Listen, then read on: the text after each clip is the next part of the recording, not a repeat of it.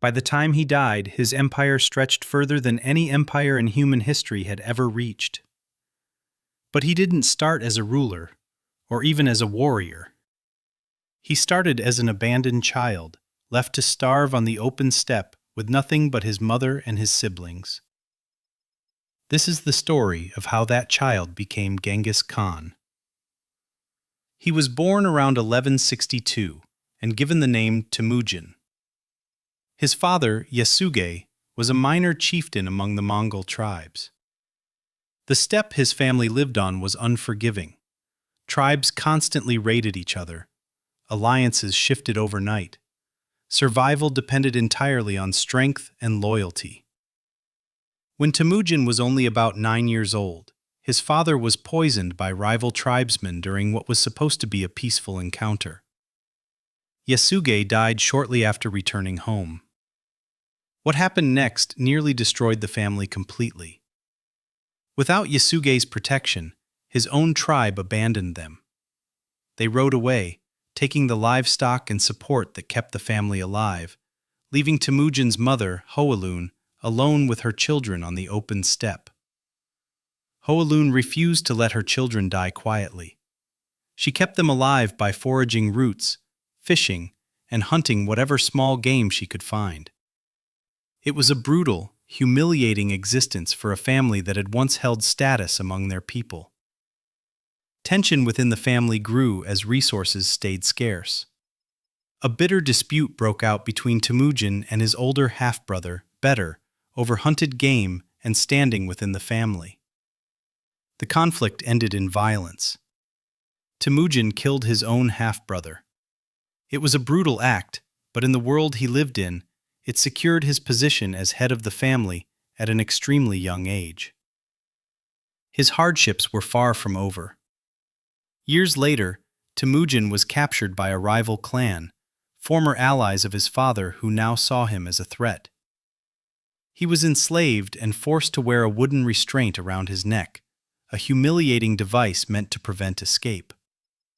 With help from a sympathetic guard, Temujin managed to escape. He hid in a river at night, submerged almost completely, breathing quietly until his captors gave up the search. That escape became part of his early reputation. People began to notice that this particular young man simply refused to die. Slowly, Temujin began rebuilding. He formed key alliances with two powerful steppe leaders, Togrul and his childhood friend, Jamuka. Together, they helped him recover his kidnapped wife, Borte, and rebuild a small but loyal following. What started as a handful of followers slowly grew into a real fighting force. Temujin proved to be a brilliant tactician, rewarding loyalty and merit rather than relying solely on noble birth, a radical idea for his time. This approach attracted warriors from many different tribes, men who had little chance of advancement under the old systems. Eventually, both Jamuka and Togrul turned against him, threatened by his growing power. Temujin defeated them both in turn. One by one, rival tribes and confederations across the steppe fell to his forces or joined him voluntarily. By 1206, there was no rival left strong enough to oppose him. At a great assembly of Mongol leaders, Temujin was proclaimed Genghis Khan, meaning universal ruler.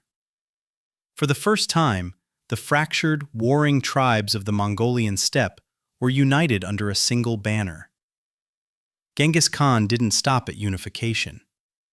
He reorganized his army entirely, breaking apart old tribal loyalties and rebuilding units based on merit and direct loyalty to him.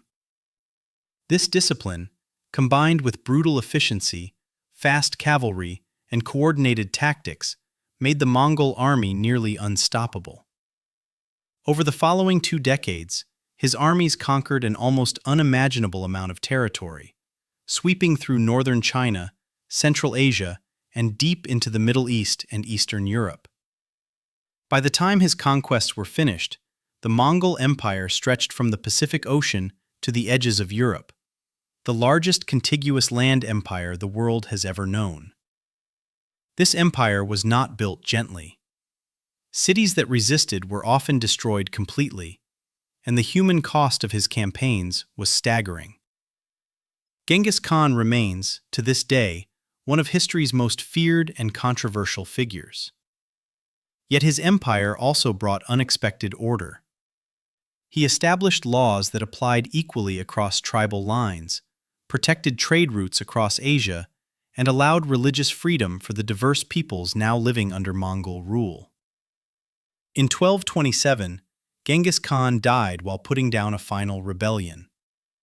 He never returned to the desperate, starving boy he had once been, but he never forgot what that survival had cost him either. A child abandoned on the open steppe, left with nothing but a handful of family and a will to survive, became the ruler of the largest empire the world had ever seen. He didn't inherit that empire. He built it, piece by piece, out of exactly the kind of hardship that was supposed to destroy him.